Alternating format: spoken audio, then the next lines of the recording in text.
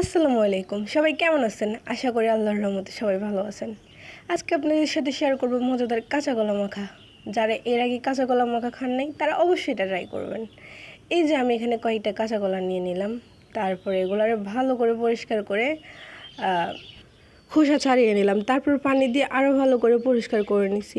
আর এই মাখাটারে আরও টেস্ট বাড়ানোর জন্য আমি এখানে একটু লেবু ইউজ করছি। আমার মনে হয় যে কোনো মাখার মধ্যে লেবু ইউজ করলে এটার স্বাদ আরও বাড়িয়ে দেয়। তারপরে যাই এখানে আমি তেঁতুলের আচার নিলাম, স্বাদ মতো লবণ আর মরিচের গুঁড়ো দিলাম, একটু চিনি ইউজ করছি। আমি যে কোনো মাখার মধ্যে চিনি ইউজ করি। অনেকে আছে আবার মাখার মধ্যে চিনি খাইতে চায় না, তারা না দিলেও পারবেন। তারপর আমি সব উপকরণকে ভালো করে মিশিয়ে নিলাম।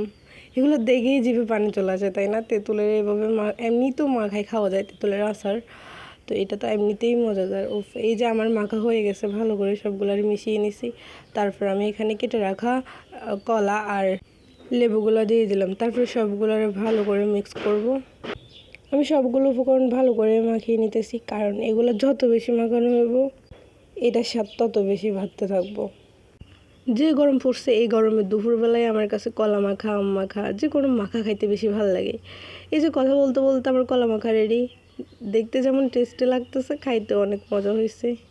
জিভে জল চলে আসলে কিন্তু আমার দোষ নাই।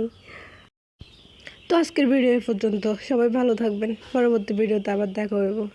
আমার জন্য দোয়া করবেন। আসসালামু আলাইকুম।